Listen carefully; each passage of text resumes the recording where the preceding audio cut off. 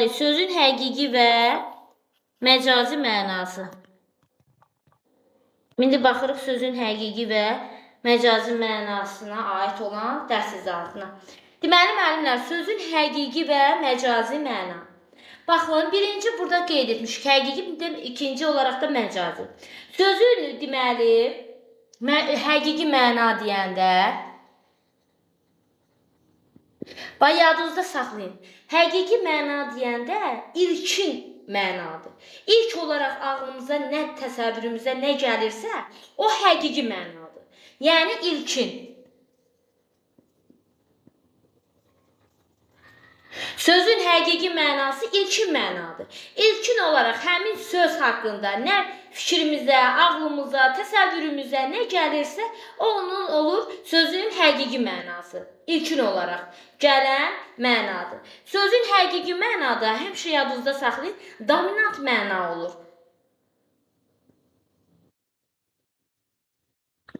Dominant məna hesab olunur. Yəni, dominant üstünlük təşkil edir, o mənanı ifadə edir. Deməli, ilkin məna, sözün ilkin məna həqiqi mənadır. İlk ağlımıza, təsəvvürümüzə həmin söz haqqında nə gəlirsə, bu olur həqiqi məna. Amma sözlərin yalnız həqiqi mənası yoxdur. Sözlərin həqiqi mənası ilə yanaşı, sonradan qazanılan törəmə mənaları, məcazi mənaları da var. Deməli, məcazi məna, bax, qeyd edək. Məcazi məna, yadınızda saxlayın, sonradan qazanılan törəmə mənadır.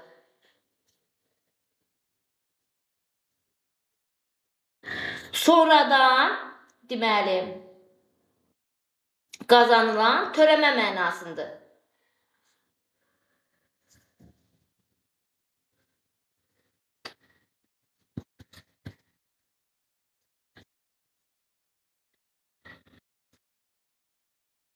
Sonradan qazanılan törəmə mənasıdır.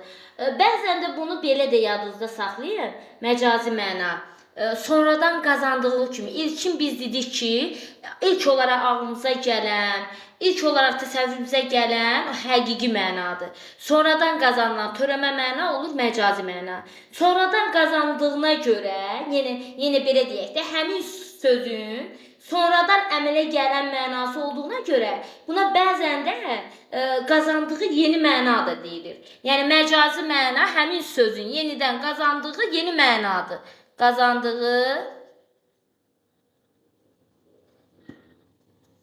yeni törəmə mənadır. Qazandığı yeni törəmə mənasıdır.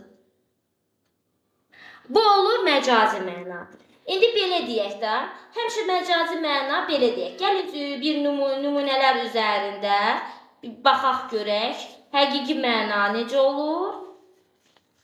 Məcazi məna necə olur? Nümunələrə də baxaq.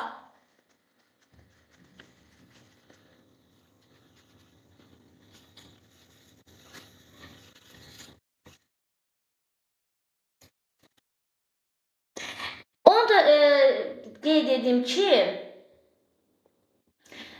sözün məcazi mənası daha çox sözlər məcazi mənası.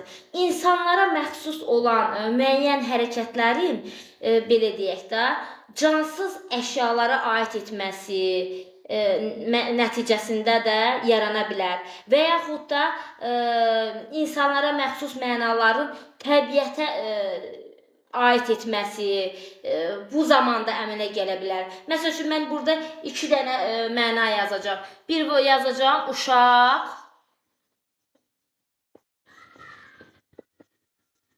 bir yazım uşaq yatdı. Bir də yazıram külək, külək yatdı. Uşaq yatdı. Bu, insana məxsus olan hər hansı bir hərəkətdir, xüsusiyyətdir. Həqiqətən də uşaq yata bilər. İndi insana aid olan həmin və yaxud da insan, digər adam, böyük insanlara aid olsun, yəni yatmaq, belə deyim də, insana aid olan, məxsus olan bir xüsusiyyətdir. Onu əlavə edib, köçürüb nəyin üzərinə? Külək, təbiət hadisəsi olan küləyin üzərinə. Külək yatdı. Deməli, külək yata bilərmi? Biz onu təsəvvür edə bilmirik axı, külək necə yata bilər? Bunu təsəvvür edə bilmirsə, bu olur törəmək, sonradan qazanılan məna. Bu olur məcazi. Bu olur həqiqi. Tutalım ki, şirin çay, şirin xatirə. Şimdi şirin çay. Həqiqətən də biz çayı süzüb, çaya belə deyim də içərisinə pesoq tökərək, qarışdıraraq onu şirin edə bilirik. Və içəndə də dad olaraq hiss edirik ki, bu şirindir. Deməli, həqiqətən onun olduğu bir şey, belə deyim də, olacaq həqiqi məna. Şirin çay olacaq həqiqi. Şirin xatirə. Hər hansı bir xatirədir. Yadına salıb, keçmişdə o baş verən, belə deyim də, xatirələri yadına salır. Biz o xatirəni dada bilirik, xeyr. Biz onun nəyindən bilirik şirin olduğunu? Dada bilmirik axı. Amma təsəvvürümüzdə canlandıraraq belə bir şirin xatirənin yaşandığını qeyd edirik. Bu olur nə? Məcazi.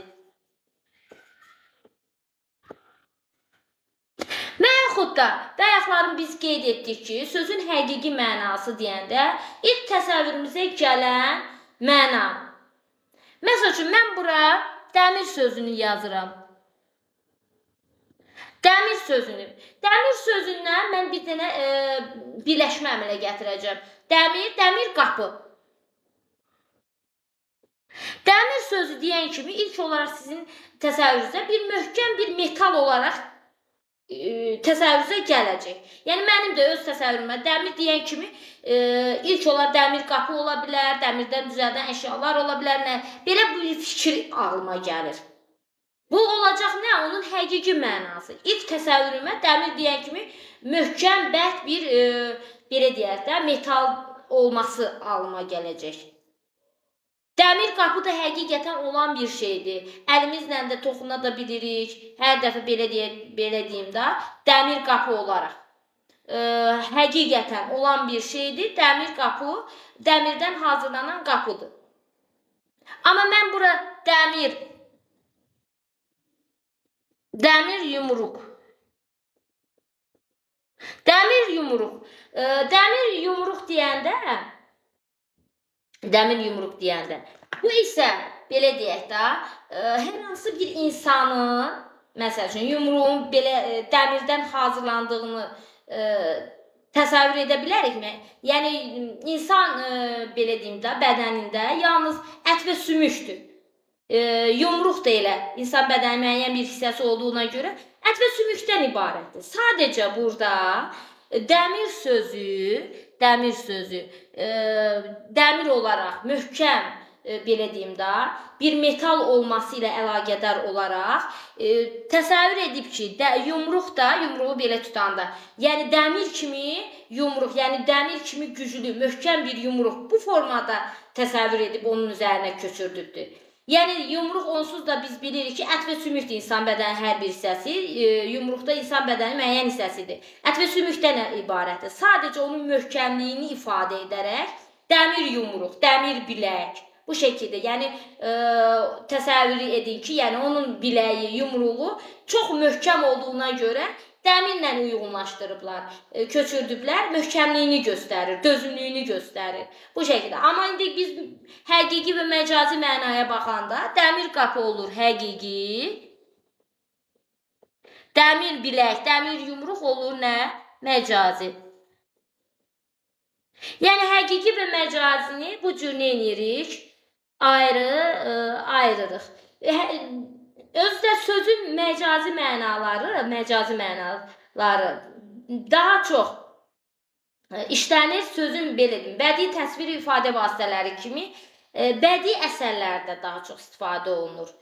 Bədii əsərlərdə məcazi mənalardan geniş istifadə olunur.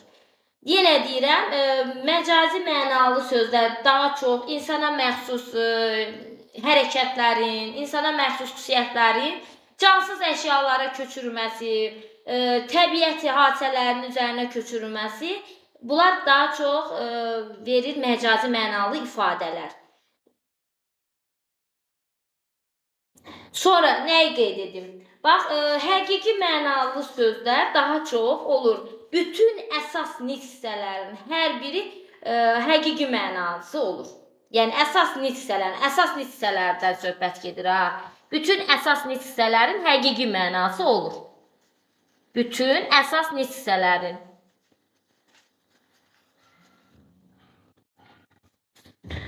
Amma deməli, burada əsas hissələrdən söhbət gedir ha. Bütün əsas hissələrin həqiqi mənası var, amma bütün sözlərin məcazi mənası yoxdur. Bütün sözlərin, yəni ümumilikdə olan bütün sözlərin məcazi mənası yoxdur. İndi siz də bilirsiniz ki, frazoloji birləşmələrdə də məcazi mənalı ifadələrdir, məcazi mənada olur. İndi yadınızda saxlayın ki, bütün frazoloji birləşmələrdəki sözlər məcazi mənadadır. Bax, biz məsəl üçün ağzına su almaq, dabanına tüfürmək, nə bilim, məcazi mənada işlənən sözlərdən qeyd edirəm. Sonra digər məcazi mənada olan sözlər olsun. Bütün məcazi mənada deyirəm, frazoloji birləşmələrdə olan sözlər olsun. Bütün frazoloji birləşmələrdə işlənən sözlər hamısı məcazi mənadadır. Amma bütün məcazi mənada olan sözləri frazoloji birləşmə hesab edə bilmərik. Bax, bu uyğunluğu bir-birindən aid edək. Deməli, bura qeyd edim. Qeyd edək belə. Bütün frazoloji birləşmələr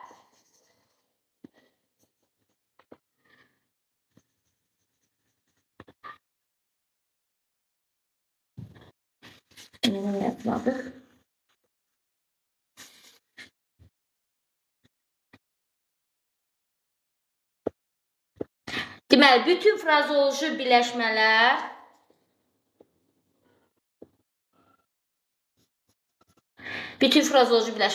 olan həmin sözlər olsun. Bütün frazoloji birləşmələrdə olan sözlərdən söhbət gedir. Məcazi mənadadır.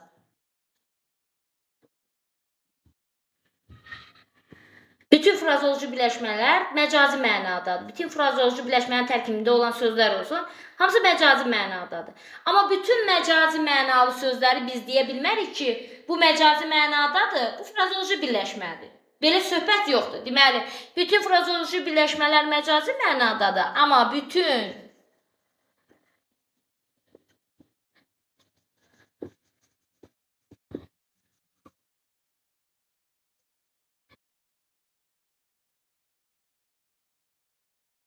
məcazi mənalı sözlər frazoloji birləşmə deyil.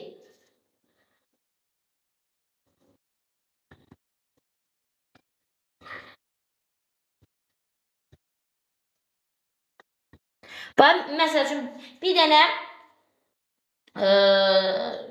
belə deyək, bir dənə məcazi mənalı söz deyək. Tutalım ki, təbiət oyandı, günəş güldü, külək yatdı. Bunlar məcazi mənalı sözlərdir.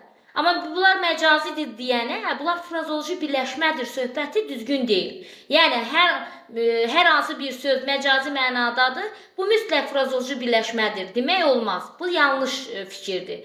Deməli, bayaq dedik, frazoloji birləşmələrin özünün xüsusiyyətləri var. İndi biz o mövzunu da keçəcəyik. Frazoloji birləşmələrdəki sözlər hamısı məcazi olmağına. Amma bütün məcazi sözlər hamısı frazoloji birləşmə hesab olunmur. Məsəl üçün, təbiət oyandı, məcazi mənadadır, təbiət oyandı. Amma biz təbiət oyandı, məcazi mənada olsun. Amma biz onu frazoloji birləşmə kimi götürə bilmərik. Bax, bu uyğunluğu da yadınızdan çıxartmayın. Bu həqiqi və məcazi mənaya aid olan hissədir. İndi burada bir mövzunu da keçək. Çox mənalı və tək mənalı. Tək mənalı və çox mənalı sözlər. İndi biz birinci məcazi və həqiqi mənalı sözləri keçdik. Bir də onu yadınızda saxlayın. Sözün məcazi mənaların yaranması, biz onu sonradan qazandığı o törəmə məcazi mənalar hesabına sözlər çox mənalı olur. Bax, indi biz o mövzunu keçirik. Tək mənalı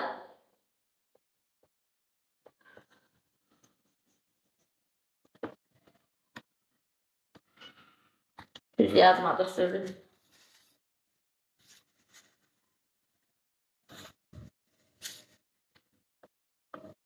Tək mənalı və çox mənalı sözlər.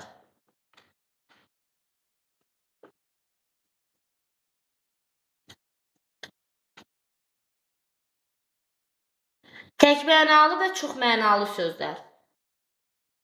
Tək mənalı və çox mənalı sözlər. Əvvəl tək mənalı sözlərə baxaq və adından məlumdur. Tək mənalı söz nə deməkdir? Yəni tək mənası, bir leksik mənası olsun. Yalnız bir leksik mənası varsa,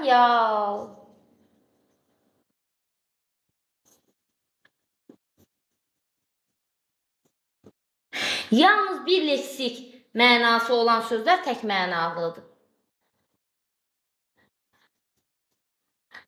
Yalnız bir leksik mənası olan sözlər.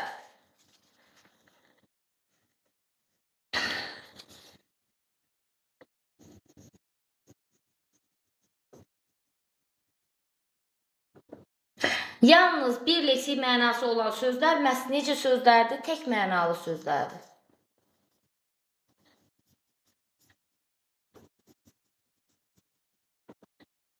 Yəni bu nə deməkdir? Həmin sözün əlavə mənaları olmasın. Bayaq biz məcazi mənalı sözlərdə keçdik. Sonradan qazanılan törəmə mənalar. Əgər bir sözün sonradan qazanılan törəmə mənaları da varsa, həmin sonradan qazanılan törəmə mənalar hesabına həmin söz olacaq çox mənalı söz. Çox mənalı söz sözün məcaziləşməsi yolu ilə yaranır. Amma yalnız bir mənası varsa, başqa bir məna ifadə etmirsə, bu olacaq nə? Tək mənalı söz. Məsəl üçün, nəyi qeyd edək? Tək mənalı olaraq.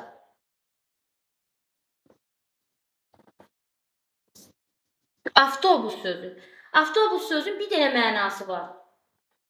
Ona görə bu hesab olunur nə? Tək mənalı söz. Avtobus, yəni nəqliyyat vasitələrindən biridir. İnsan nəqliyyat vasitələrindən biridir.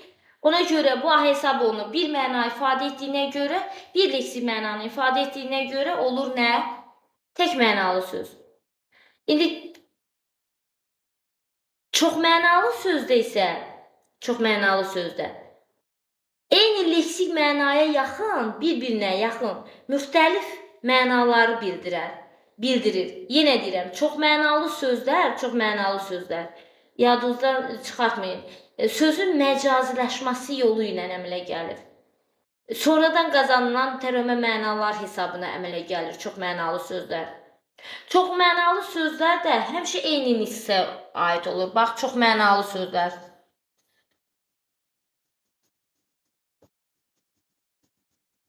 Çox mənalı sözlərdə bir leksik məna olmur. Çox mənalı sözlərdə bax sözün özünün içərisində var. Mənaları çox, yəni çoxlu bir neçə leksik mənanı ifadə edən sözlərdir. Yəni bir yox, bir neçə leksik mənanı ifadə edən sözlər çox mənalı sözlər adlanır. Amma onun ifadə etdiyi o bir neçə leksik məna ilk leksik mənaya yaxın müxtəlif mənaları bildirməlidir. Yaxın müxtəlif məna. İndi bunu deyəcəm nə deməkdir? Məsəl üçün, mən bura göz sözünü yazıram. Baxın, göz. Göz sözü çox mənalı sözdür. Göz sözü çox mənalı olaraq, ilk olaraq həqiqi mənasını deyək, insanın gözü.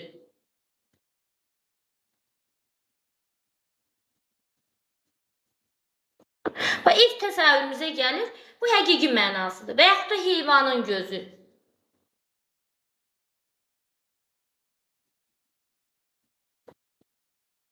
Heyvanın gözü. Bunlar hər ikisi də həqiqi mənada olan sözdür, göz sözünün. Amma indi gəlin onun törəmə məcaziləşməsi yolu ilə əmələ gələn çox mənalığı təşkil edən digər hissələri. Məsəl üçün, şkafın gözü.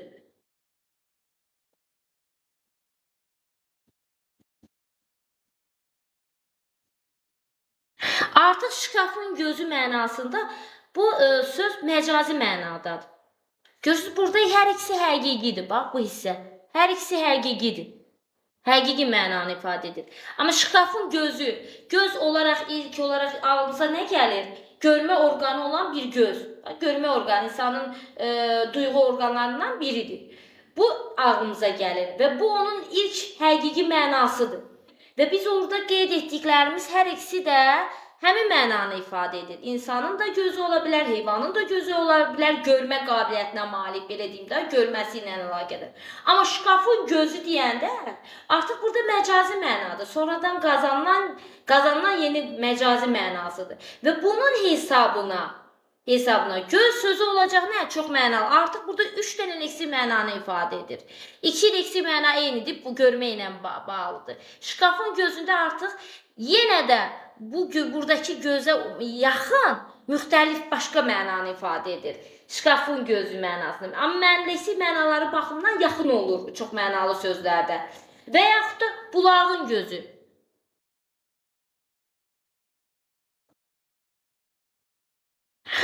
Bulaqda göz ola bilir? Xeyr, ola bilmir. Sadəcə məcazi məna ilə işlənir orada.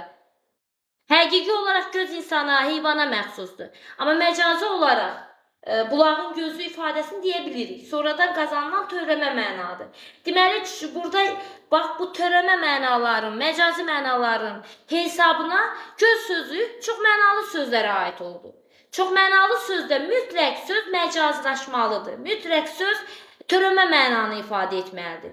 Əgər siz sözü, bax bununla da tapa bilərsiniz. Sizə sözlər verdikdə test zamanı, əgər həmin sözləri siz məcazi mənada işlədə bilsəz, həqiqi məna ilə yanaşı, məcazi mənanın da ifadəsini bilsəz, bilin ki, həmin söz, məna yaxınlığı olmalıdır. Məna yaxınlığı olmalıdır mütləq. Bilin ki, həmin söz çox mənalı sözdür.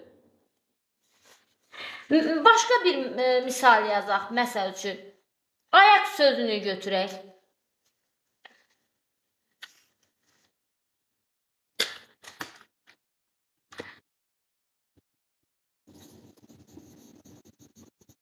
Ayaq sözü. Ayaq sözü deyən kimi, baxın, insanın ayağı. İlk olaraq insanın ağlına həqiqi mənası olan insanın ayağı.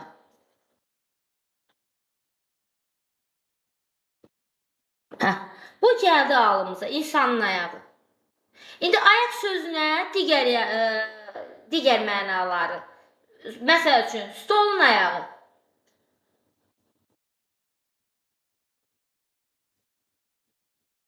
Məsəl üçün, stolun ayağından sonra kəndin ayağı.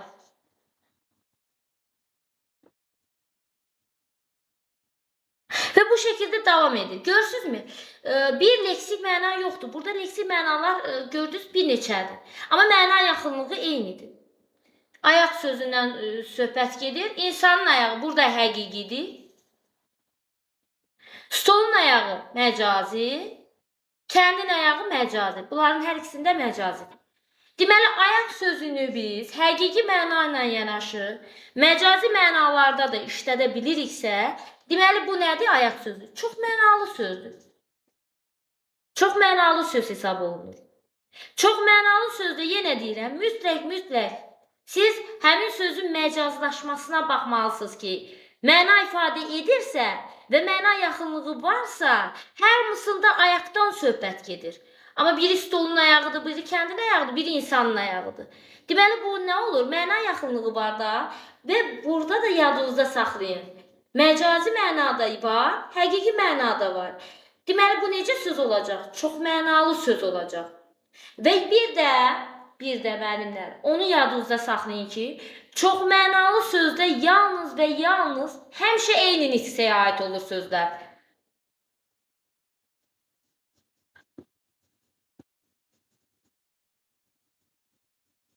Yalnız və yalnız eyni nitqə olur. Məsəl üçün, mən bura insanın ayağını yazmışam. İnsanın ayağı isimdir. Stolun ayağı da isimdir. Kəndin ayağı da isimdir. Yəni, hamısı nədir? İnsandır, stoldur, kənddir. Hamısı isimdir. Nitq səsi olaraq isimdir. Deməli, bu nə olacaq? Eyni nitqəyə aid olacaq. Çox mənalı sözlərdə eyni məna ilə bağlı olan bütün birləşmələrdə baxırsınız. Əgər hamısı eyni nitqsə olmalı. Bax bu qaydanı da yadınızdan çıxartmayın ha. Biri məsəl üçün isim, digəri sifət ola bilməz. Biri isim, biri say ola bilməz. Yəni müxtəlif nitqsə olmalı deyil. Hamısı eyni nitqsə olmalıdır. Hamısı eyni nitqsə olmalıdır. Məsəl üçün dil sözünü işlədək. Dil. Bax, dil sözü insanın dili.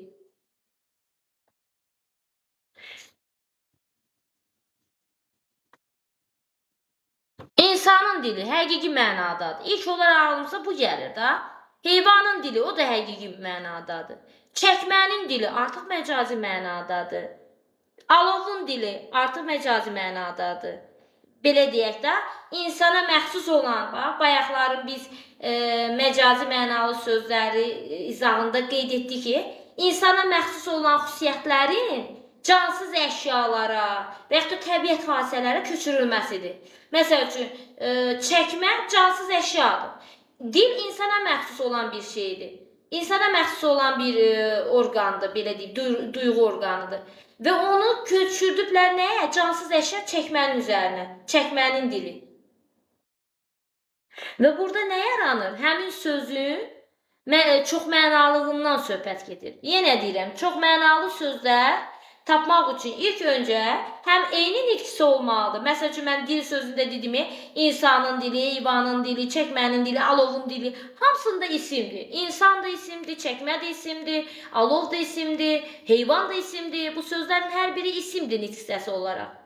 Və bu sizin yaddaşınızda qalsın ki, çoxmənalı sözü çoxmənalıya keçidib mənaları axtaran zaman həmin sözlər hamısında eyni nitqsi olmalıdır. Hamısı eyni nitqsi olmalıdır, çoxmənalı sözlərin xüsusiyyətlərindən biri. Sonra həmin söz həqiqi məna ilə yanaşı, məna yaxınlığı ifadə edən məcazi mənaları da ifadə etməlidir. Məcazi mənaları ifadə edirsə, bilin ki, o nədir? Çoxmənalı sözdür. Sonra çoxmənalı sözlər də bədii üslubda daha çox işlənilir. Çoxmənalı sözlər bütün nitqsələr ola bilir. Yəni, bütün nitqsələrdə çoxmənalı sözlərdə təsadüf etmək olur və yaxud da nümunə tapmaq olur. Amma ən çox isim, feil, sifətlərdə daha çoxdur. İsim, feil, sifətlərdə. Amma bütün sözləri çoxmənalı ola bilməz. Çünki təkmənalı sözlər də var. Bütün sözlər, belə bir qayda qabağıza gəlsə ki, bütün sözlər çoxmənalı ola bilər, xeyr. Çünki leksikologiyada, yəni sözlərin tərkibində, sözlərin içərisində təkmənalı sözlər də var. Ona görə bütün sözlər çoxmənalı ola bilməz. Ən çox da çoxmənalı olur hansılar? İsimlər olur, sifətlər olur, feillər olur. Çoxmənalığı bu cür neyinirsiniz? Tapırsınız. Yəni, həqiqi məna ilə yanaşı, mütləq məcazi mənada da işlənməlidir. Mütləq, məcazi məna, özdə məna yaxınlığı da olmalıdır. Yaxın müxtəlif mənalarda işlənməlidir. Hamısı da eyni nitqsə olmalıdır. Bax, bu da çoxmənalı və təkmənalı və çoxmənalı sözlərin izahına aid olan, dərsə aid olan izah idi, müəllimlər. Bir də qeyd edim yenə, müəllimlər, bunu da qeyd edim. Bayaqki videoda da qeyd etmişdim. Burada da bilin ki, MİQ sertifikasiya hazırlıqlarına qoşulmaq istəyirsinizsə, ibtidai sinif həm ixtisasdan, yəni ibtidai riyaziyyat,